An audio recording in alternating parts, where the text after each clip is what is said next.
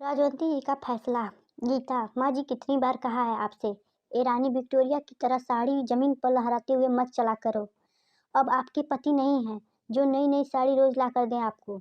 आपकी साड़ी इतनी गंदी हो जाती है कि कितना साबुन खर्च होता है इसे धुलने में। आपको अंदाजा भी है कौन सा आप रोज कमा के ला रही हैं। रोज दिमाग खराब हो जाता है आपका ये फुहरपन देखकर। जाहिल गंवार हैं आप। राजवंती जी, बहू ये आदत सालों पुरानी है। इस मरने की उम्र में क्या ही जाएगी। इनको बहुत अच्छा लगता था मेरा इस तरह साड़ी लहराकर चलना। कहते थे बिल्कुल महारानी लगती है। साफ तो मैं ही करती हूँ बहू। साबुन के पैसे इतने तो मैं दे ही देती हूँ हर महीने। गीता, हाँ हाँ, कह तो ऐसे रही है जैसे लाखों रुपए हर महीने देती हैं हमें। 3,500 रुपए में आपकी दवाई, च्यवनप्राश, कपड़े, आपके खाने पीने का खर्च, देखें कि साबुन और आपके शौक सिंगार। बोल तो ऐसे रही हैं जाने कितने एहसान कर रही हैं हम पर। अब मेरे पास बहस का टाइम नहीं है। जाइए, आज कलिया नहीं आएगी बर्तन साफ करने। जब तक मैं बाजार से आऊं बर्तन साफ कर देना, झाड़ू लगा देना, सब्जी काट के रख देना। समझी कि फिर से बताऊं, पिछली बार की तरह सब काम अधूरा छोड़कर चरपाई पर मत पकड़ लेना। राजवंती जी, बहू मैंने काम की वजह से आराम नहीं किया था। मेरी कमर में असहनीय दर्द था, बीपी भी बढ़ गया था। गीता, बहाने बनाना तो कोई आपसे सीखे। चलिए अपना काम कीजिए। और हाँ, आटा ज्यादा मत लगा देना। सुबह की 4 रोटी रखी है आपके लिए। राजवंती जी बिना कुछ कहे अपने पल्लू से आंसू पोंछते हुए किचन में बर्तन मांजने लगी। सोचने लगी, राजू के बापू ने रानी की तरह रखा उन्होंने। मजाल है कभी किसी भी बच्चे ने उनके सामने मुझे ऊंची आवाज में बात की हो। जब शाम को काम से वापस आते थे तो खोए वाली मिठाई जरूर लाते। इतनी इतराती थी मैं अपने किस्मत पर। लाखों कंबल रजाई हर साल गांव वालों को बांटते थे। वही राजवंती जी को आज एक फटी हुई रजाई मिली हुई है ओढ़ने को, जिसमें भी पैर बाहर आ जाता है। बच्चे ने उनके सामने मुझसे ऊंची आवाज में बात भी की हो। जब शाम को काम से वापस आते तो खोए वाली मिठाई जरूर लाते। इतनी इतराती थी मैं अपनी किस्मत पर। लाखों कंबल रजाई हर साल गांव वालों को बांटते। वही राजवंती जी को आज एक फटी हुई रजाई मिली हुई है ओढ़ने को, उसमें भी पैर बाहर आ जाता था, जिसे किसी तरह सिलकर गुजारा कर रही थी। तभी अचानक अपने नाती शुभम की आवाज से वो वर्तमान में वापस आई।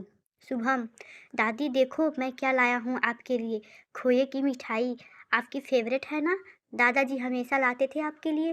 राजवंती जी, अरे मेरे लल्ला, तुझे कहाँ से मिल गई एक खोए की मिठाई। शुभम, अरे दादी, वो नानू आए हैं, वही लेकर आए हैं। राजवंती जी, तो तुझे मुझे क्यों दे रहा है, तेरी मम्मा ने तुझे ही दी होगी खाने को। शुभम, दादी आपको तो पता है मैं मीठा नहीं ज्यादा खाता, ये तो इतनी सारी हैं। आप नहीं लोगी, ले लो ना थोड़ी सी। बालहट के सामने राजवंती जी नतमस्तक हो गईं। वैसे तो ये उनकी पसंदीदा मिठाई थी, बस थोड़ा सा मुंह में मिठाई घुली ही थी कि बहुरानी गीता आधम की। गीता, तेरे नाना क्या इसलिए ही इतना पैसा खर्च करके लाए हैं तेरे लिए खाने को, तू ऐसे गैरों को खिलाता फिरता है। गीता ने तुरंत राजवंती जी के हाथ से मिठाई छीन ली। गीता, आप क्या करोगी खाकर, इससे अच्छा तो मेहमानों को खिला दूंगी। आपकी भी आदत बिगड़ रही है दिन पर दिन। कान खोलकर सुन लीजिए, आज के बाद अगर सुबह से कोई भी चीज चोरी से मंगवाई तो मुझसे बुरा कोई नहीं। शुभम, मम्मा ये तो पापा की मम्मी है, आप मेरी दादी से ऐसे कैसे बात कर सकते हो। इन्होंने चोरी नहीं की, मैंने दी है इन्हें मिठाई, दादी ने नहीं मंगवाई। गीता, ज्यादा आया दादा दादी करने वाला, ज्यादा जवान चलाने लगा है। बुढ़ी के साथ रह रह कर जा अपना होमवर्क कर। राजवंती जी पल्लू से आंसू पोंछती हुई अपनी टूटी हुई चरपाई पर जा आकर बैठ गई। पति की तस्वीर से घंटों बातें करती रही। बोली, राजू के बापू, अब तिरस्कार सहन नहीं होता। पूरा जीवन बच्चों की परवरिश में गुजार दिया हमने, इसका ये सिला मिला है हमें, पर अब नहीं, अब तिरस्कार सहन नहीं। मन में कुछ प्रण लिए राजवंती जी सो गईं। अगली सुबह होते ही गीता चिल्लाई, मम्मी जी ये क्या, आपने झाड़ू भी नहीं लगाई, न चाय बनाई न नाश्ता, कितना समय हो गया है, क्या हो गया है आपको। राजवंती जी, मुझे कुछ नहीं हुआ, मैं सास हूँ और ये घर मेरा है, मेरे पति का है, ये एहसास हो गया है मुझे। तुम लोग इस घर से जा सकते हो। अगर आज ही ये घर खाली नहीं किया तो कल पुलिस को बुलाऊंगी।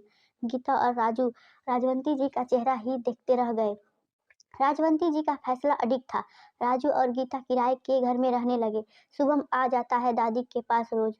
उसे वो तरह तरह के पकवान बनाकर खिलाती है और घंटों उससे बैठकर बातें करती है। मित्रों, राजवंती जी का फैसला गलत था या सही, बताइएगा जरूर। धन्यवाद।